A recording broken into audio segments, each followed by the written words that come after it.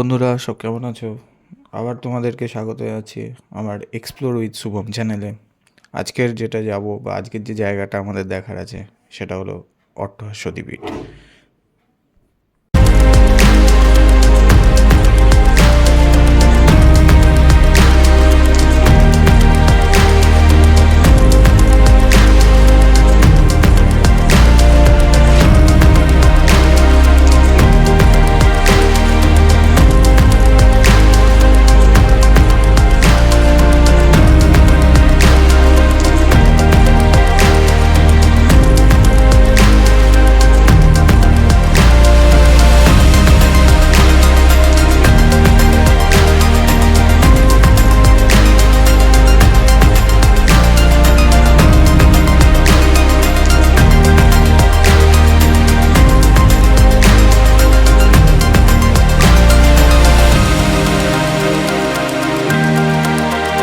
কাটোয়া থেকে বাস ধরে আমরা নামলাম নিরল গ্রামে এবং আমাদের গন্তব্য এখন অট্টহাস্য সতীপীঠ, যেটা ৫১ মহাপীঠের অন্যতম একটা।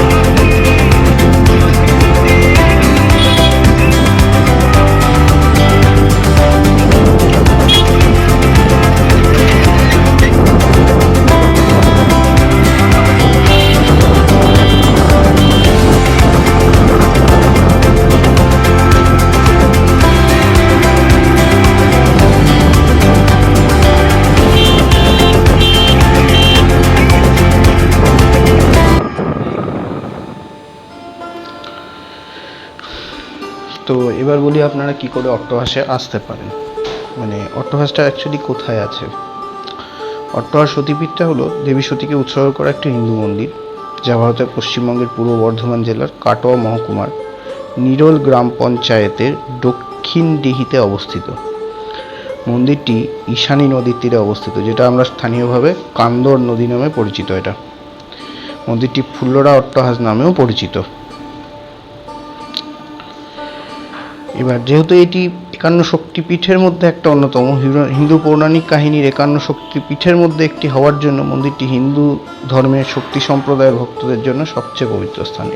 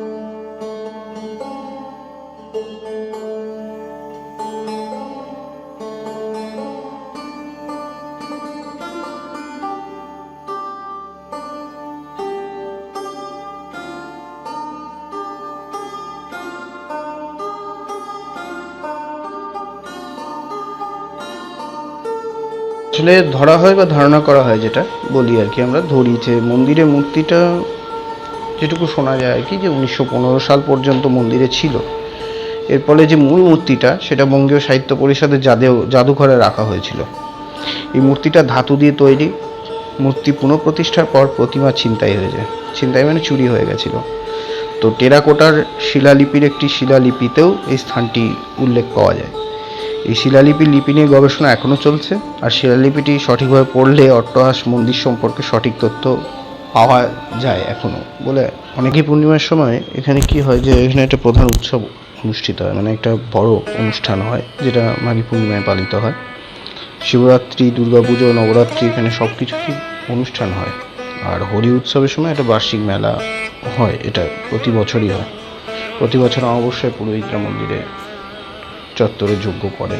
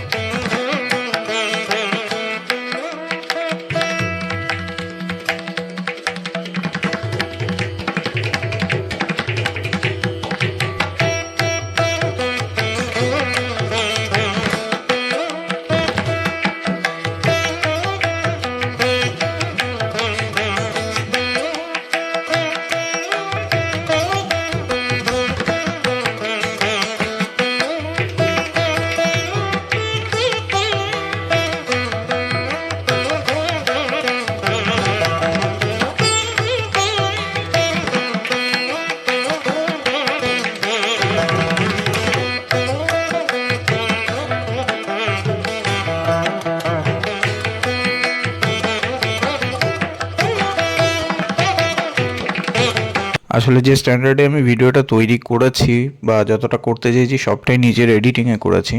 তো কিছু কিছু ক্ষেত্রে আমার অত তো এডিটিংয়ের নলেজ নেই, সেজন্য কিছু জায়গাতে আমার মনে হয়েছে যে একটু আধটু খারাপ হয়েছে। একটু ভুল ত্রুটি হলে পরে সেটা মার্জনীয়, ওটুকুনি একটুখানি করে দেবেন, আমাকে ক্ষমা করে দেবেন সেই বিষয়টা নিয়ে।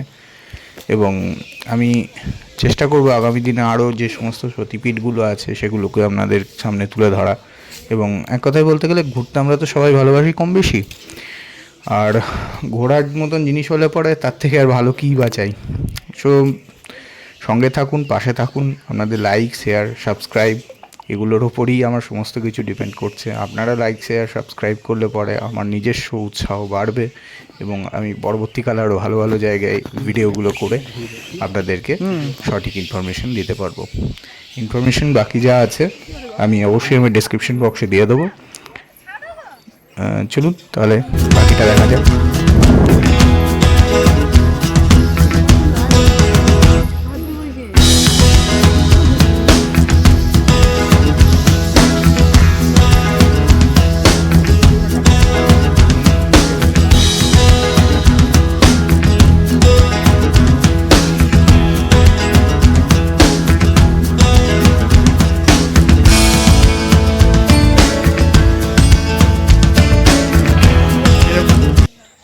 তো কথা প্রসঙ্গে যেটা বলা হয়নি, আজকে আমার এই ঘুরতে আসার জন্য, মানে আমার সাথে আমার সফর সময়, মানে ছোটোবেলা থেকে আমরা বন্ধু, একসাথে অনেক জায়গায় গেছি।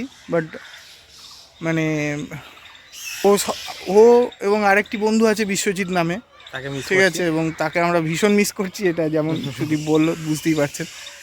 তো সুদীপ, তো পরিচয়টা একটু দিয়ে দে। আমার নাম সুদীপ রাজবংশী, বাল্যকালের বন্ধু আমরা। মোটামুটি সব রকম সফরেই আমরা একসঙ্গে থাকি। শুধু বাল্যকাল বলবি না, বল হাফ প্যান্ট বেলা থেকে বন্ধু। একদম সব রকম বছরে ছোটোখাটো যা ট্যুর হয় একসঙ্গেই করি মোট কথা আমরা। একদম। এবং দেখা যাক ভবিষ্যতে ইচ্ছা আছে যে এরকম ট্যুর চলতে থাকবে। ভিডিওটা ভালো লাগলে অবশ্যই লাইক করবেন, কমেন্ট করবেন, শেয়ারও করবেন। আসলে জায়গাটা প্রচণ্ড নিরিবিলি এবং সবথেকে বড় জিনিস হচ্ছে এটা, লক করার জন্য বলুন বা প্লেন ঘুরতে আসার জন্য বলুন বা পরিবারের সাথে ঘুরতে আসুন, যেমন সুদীপ বলছে, শহরের কোলাহল থেকে পুরোপুরি শান্তি, অনেক শান্তি। এবং সত্যি কথা বলতে শহরের থেকে গ্রামের পার্থক্য ওইখানেই যে আমরা পাই শান্তিটা একটু বেশি।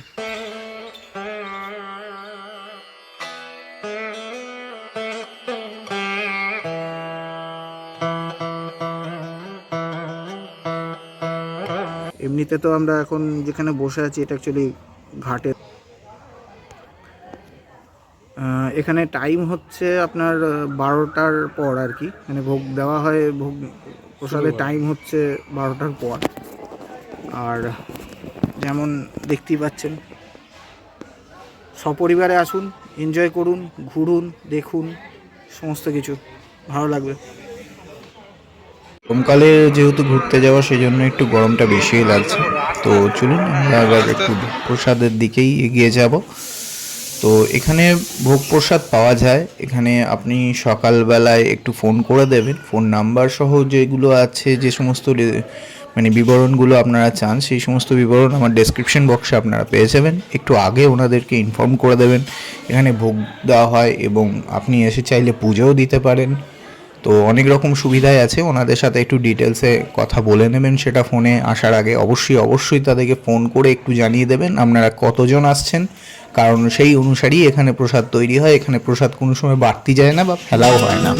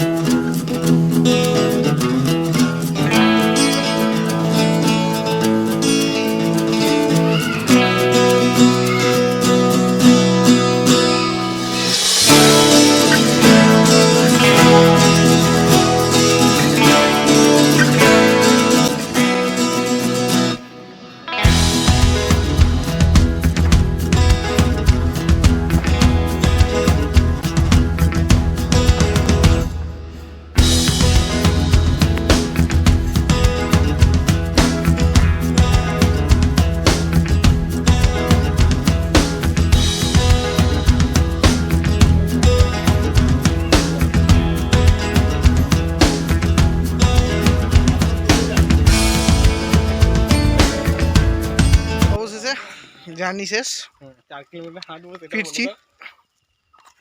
আজকে দুর্ভাগ্যবশত একটি বাসেরও দেখা নেই। একটি বাস ছাড়ে, কিন্তু যখন জিজ্ঞাসা করতে গেলাম তখন বাস ড্রাইভার দাদা যথারীতি বলে দিল। সুদীপ একটু বল, কি বললো?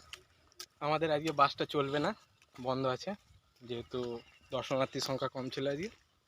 অতএব আমরা পায়ের উপরই ভরসা করে চললাম। অতএব কথাই আছে, চরণবাবুর ট্যাক্সি শেষ ভরসা। কিছু না হলেও 4 কিলোমিটার হাঁটা পথ, যেটা আমাদের কাছে খাবার পর যদি 4 কিলোমিটার হাঁটতে হয় তাহলে চলে যেতে পারে কম বেশি। যাই হোক, আমার কথা ছিল এটাই যে আর সচরাচর চট করে আসা হতো না, আসা হলো, ভালো হলো, ঠাকুর দর্শন হলো। আপনারা আসুন, দেখুন, প্রকৃতি উপভোগ করুন, প্রকৃতি উপভোগ করুন, সোজা কথা। শহরে যারা থাকেন তাদের জন্য একদম মানে মনোরম প্রকৃতি কিছুটা হলেও পেয়ে যাবেন। সম্পূর্ণরূপে দিতে পারছি না গ্যারেন্টি, কারণ এটা সেরম জায়গা নয় যে এখানে বিশাল ঝোপঝাড় ঘেরা আছে। ঠিক আছে, পরে আবার দেখা হবে অন্য কোনো ভিডিওতে।